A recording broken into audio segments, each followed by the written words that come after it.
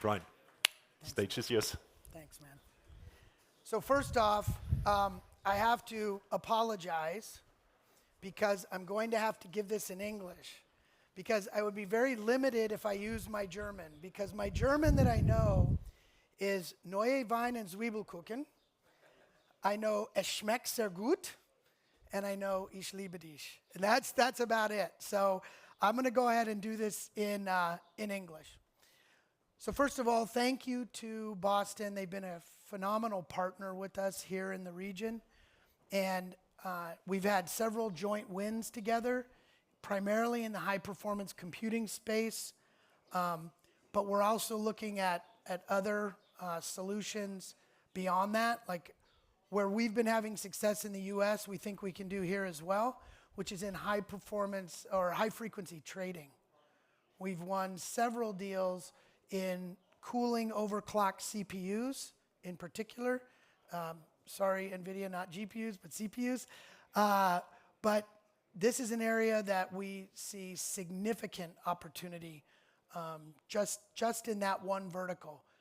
High performance computing, research. We even see inference at the edge. So telcos who have an ILA where they regenerate optical signal and there's no water. We're a waterless solution. And last but not least, data centers, AI. I spent the last few years as the president of private cloud at Rackspace, and I spent 10 years as CIO, Chief Product Officer at Equinix. So my background is deep in infrastructure and cloud compute. So I loved that setup. I thought the NVIDIA presentation was excellent. And I just want to talk about a couple of bottlenecks that we see every single day and our customers are asking us to address. And this is what we're doing with Boston. First, there's power.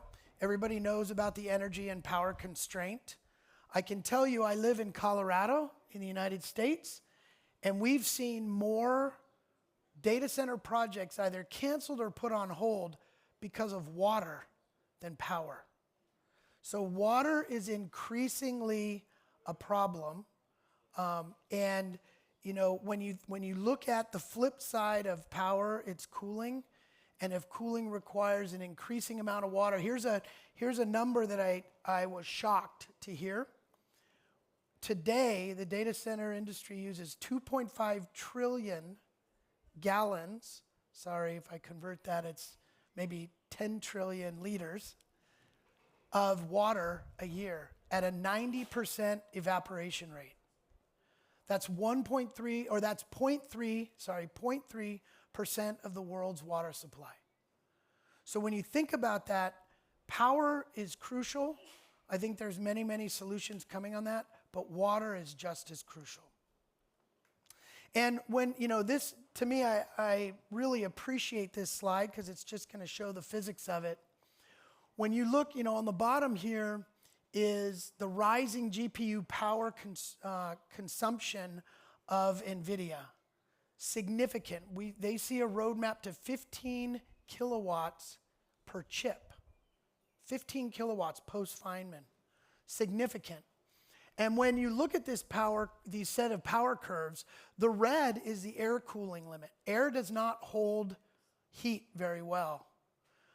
Single phase water, if you are not familiar with that, it actually cools the chips via two ways.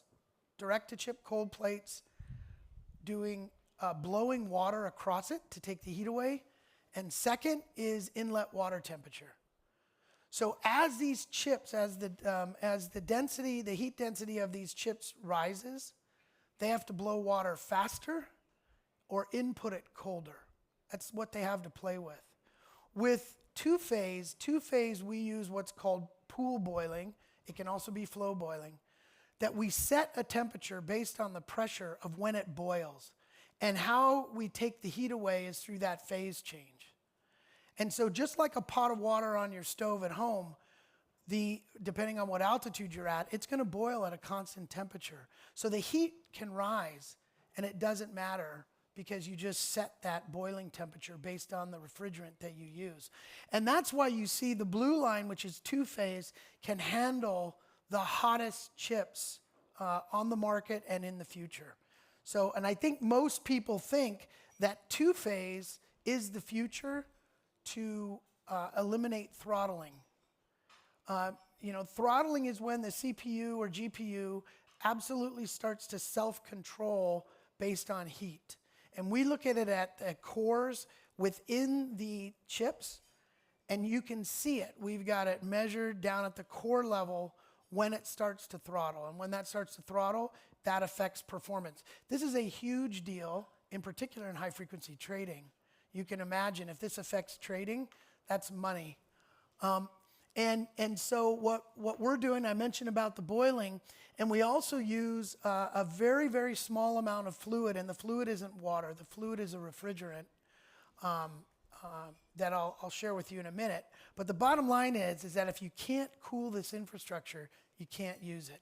And we've seen it over and over and over again in our customers. This is this is IDX or ID TechX 2026, just out, that shows, on the left side, the direct-to-chip liquid is leading the growth, so it's more successful so far than immersion. And if you look on the right, two-phase becomes the majority by 2033. Now, our company, we're only about 140 people. And we just raised $100 million recently. Mitsubishi Electric led the round. Significant investment from Carrier, who serves the hyperscalers. Samsung, which cares deeply about cooling memory, because this isn't just about cooling CPUs and GPUs, but it's about HBM.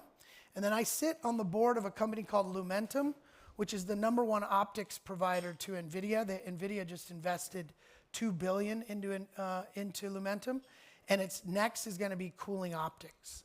It's already here, but in a greater way. So two-phase will take over. It's just sort of a matter of when.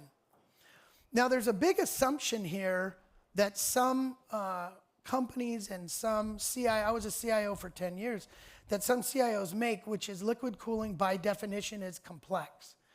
It really doesn't have to be. It can be done in situ. You don't have to put water in the data center, which is a bit of a misnomer. Heavy ongoing maintenance, that is true if it's water, PG25, you have to treat. You have to be aware of algae growth and microbials. You also have to be aware that as the flow rate increases, you can actually damage the cold plates. So there is maintenance there. With our solution, it's very, very slow, low pressure, low volume. It's low maintenance. You recharge it twice a year, so you can actually deploy it in place. And here's sort of the secret of why it works. The bottom line is you put this refrigerant sitting right on top of the GPUs or CPUs. You set the pressure, which determines the boiling rate, and then you boil at the cold plate, and you take it off in a vapor tube. This is what it looks like inside the cold plate. Now, in there's these microstructured fins that sit on the bottom. There's two really key pieces of technology here. One is that you've got to increase the surface area for the boiling.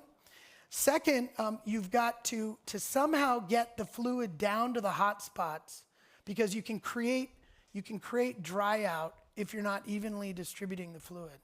So we have this what we call this fin infrastructure, which is metal. It's copper, and that increases the surface area for the boiling. And then we have these things called wicks, which is the yellow thing that you see there. And that wick is actually what brings the fluid. It's almost like a spongy material. It brings the fluid down to the plate to avoid dry out. Those are the two keys, and it's constantly replenishing. And what happens is, my tech team hates it when I do this, but it's kind of like a toilet bowl. If you need more water, first of all, we all know it. But if you need more fluid, what happens is that float just injects more fluid, and it's very, very, like I said, low pressure and low flow rate. And then what happens next is, so it comes in as fluid into the cold plate. It boils, becomes a vapor. That vapor goes out in the red tube, which actually transports it to what's called a CDU, a coolant distribution unit, that's in rack. And what happens in that coolant distribution unit is two things. And we have a couple of different kinds. I'm showing one where there's a facility water loop in the data center, if it exists, that can actually, via a heat exchanger, take that heat away and out to the cooling towers or wherever it's going to go. We also have one that just goes to ambient air. But what happens is first of all, the heat gets taken away in a heat exchanger, and then it gets compressed. So there's a compressor in there that compresses it back down to a fluid, and then it goes right back to the chip. So it goes from fluid to vapor to fluid in that what we call the secondary loop. That's how it works in a nutshell. So we've implemented this. We're the only two-phase that has implemented this with NVIDIA. This is the B300. We partnered with a Taiwanese ODM called ASRock Rack. And ASRock Rack has built a B300 server fully liquid-cooled with our refrigerant, where there's zero water in the rack. You're protecting the silicon. And we've demonstrated this up to 2,500 watts. In the lab, we've demonstrated up to 4,500 watts, 4,000 to 4,500. And we know we can get even more than that. In fact, it's right here. So we can sustain 4,000 watts, which takes you out past Rubin and start to get into Feynman land in terms of NVIDIA. Right now, we're partnered with AMD and Intel, cooling their Sapphire Rapids chips, which there's still a growth. And one thing that people don't realize is that in inferencing, CPUs are in fact, you can Google this, CPUs are absolutely critical and essential in inference, more so than training. So that's going to be coming more and more. And then one of the requirements and requests that we've gotten, for example, CERN in Switzerland is on the list to test our latest cold plates, which we call omnitherm, which instead of just sitting on top of the chip and taking heat this direction, it can sit on the side or even underneath, because many of the voltage regulators and other hot components are being put underneath. And then on the side is important for things like a PCIe card. So how do you cool that?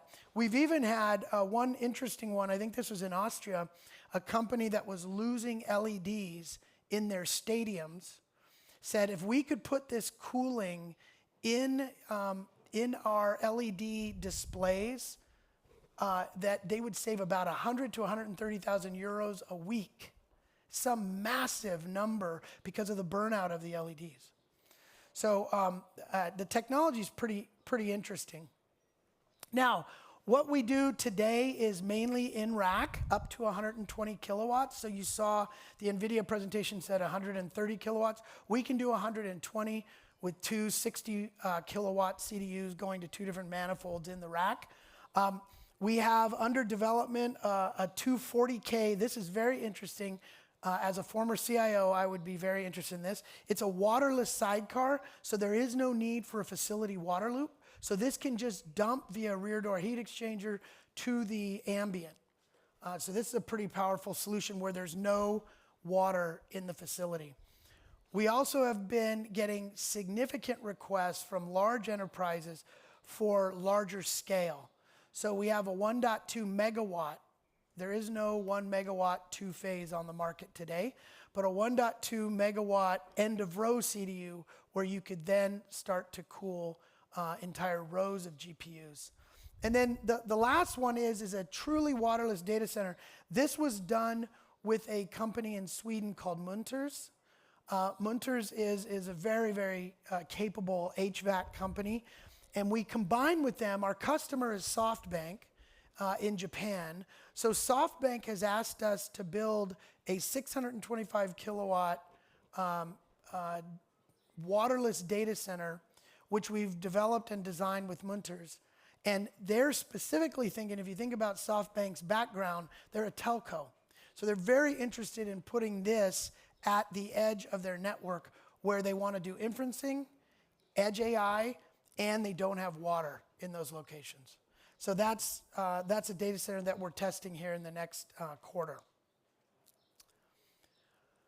So I think we heard a lot this morning from NVIDIA about sort of the building blocks, the five layers. So we don't need to go into there. But the bottom line is today we're deployed in many locations around Europe. We're deployed in many locations in the U.S. And in fact, we're the largest. We have 75 deployments across that region. And what we've demonstrated is around a 1.05 PUE. Which is significant. It's a partial PUE because there's some energy that we don't have anything to do with. But we've demonstrated 15 to 20% savings of OpEx around energy usage, clearly water usage, and in some cases zero water, like the SoftBank example I used. Now, the last thing I'm going to talk about is heat reuse. So I remember when we built a data center in Amsterdam when I was at Equinix, and it was, how do we take the heat out of that data center and actually use it to heat the offices next door? And that was sort of, back in the day, that was a big deal. Nobody had really done that. But what the idea I want to plant here, and this is something that we're working on, is in that vapor is energy. There's energy in that vapor. And what we've been able to demonstrate in the lab is anywhere between 5 and 10% savings if we can extract and reuse that energy. And so when you think about a gigawatt data center, that's real energy. That's 50 to 100 megawatts. That's multiple small towns. So the heat reuse, in fact, one of the big discussion points right now is vapor rights as we move to this technology, is who has the rights to that vapor, because it's really being generated by the energy that is going in. So district heating, this could be used back into the data center. It could be used for industrial heat, agriculture, buildings next door, just like that one I gave you an example of. So it's really moving the heat from a liability to an asset via this reuse. So I've already talked through these, and I'll wrap it up with these last two slides. So the first one is, the company's about 10 years old. It takes a long time to develop deep tech. You can imagine the mechanical engineers, the thermal engineers that have gone into this. We've got a very strong partner ecosystem, not only across what we call the silicon providers, but across the ODMs, the companies that are making the servers that we're integrating our technology into, as well as companies like Boston. Boston is a phenomenal partner with us, and in fact, we have opportunities that we're talking about today, and we're talking about next week at Supercompute right here in Europe. And then these strategics that have come in, they realize, the carriers, the Mitsubishi Electric, the Mitsubishi Heavy Industries, the SoftBank, Munters, these are all investors who have come in, and they know that this is the future, and it's just sort of when does it cross that point. But like I said, we've learned a lot from 75 deployments around the world. So these are the 5 things to remember. So number 1, power is important, yep, but thermals are really starting to gate, and it's a real issue. We've got to get down to the silicon level, so we have to intersect the silicon roadmap and know where they're going and be able to provide solutions where they're headed. Being able to do this in multi-dimensions, like the OmniTherm for the PCIe card, we have one out on our display that you can go look at.